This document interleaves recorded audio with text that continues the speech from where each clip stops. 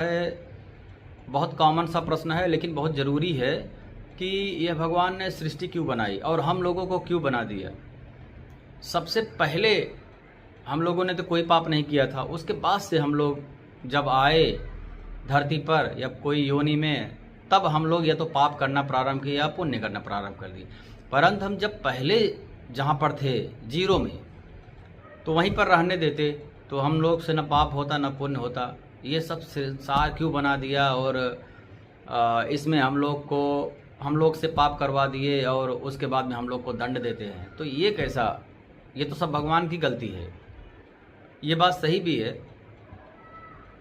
बुद्धिमान लोग कम से कम सोचकर प्रश्न तो पूछते हैं।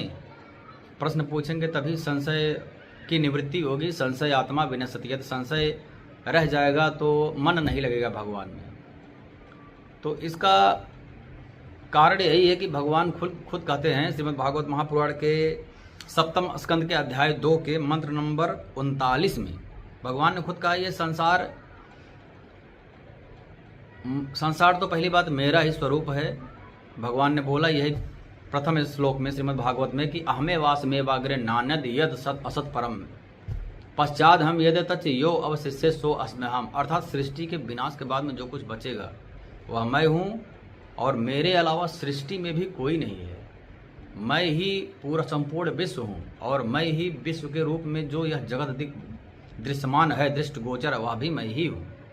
जैसे एक मकड़ी है, हमारे शास्त्रों में कहा गया है, जैसे एक मकड़ी है, वह जहाँ चाहे वहाँ जाला अपना बुन सकती है और उसी में अपना खेलती है, और जब उसको कहीं और जाना होता है वो अपना जाला समेट करके निकल जाती है।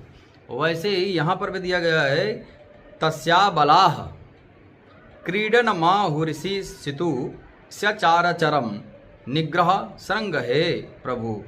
ये जो सृष्टि है ये अविनाशी ईश्वर अपने मौज के लिए जगत को बनाए हैं, आनंद के लिए, उनका खेल है। गुरुदेव भगवान प्रेमानंद जी महाराज कहते हैं खेल है, जगत है, खेलो। अपनी मौज के लिए इस जगत को बनाया है और जब खेलते हैं और जब उनकी इच्छा हो जाती है वो बिगाड़ देते हैं खेल।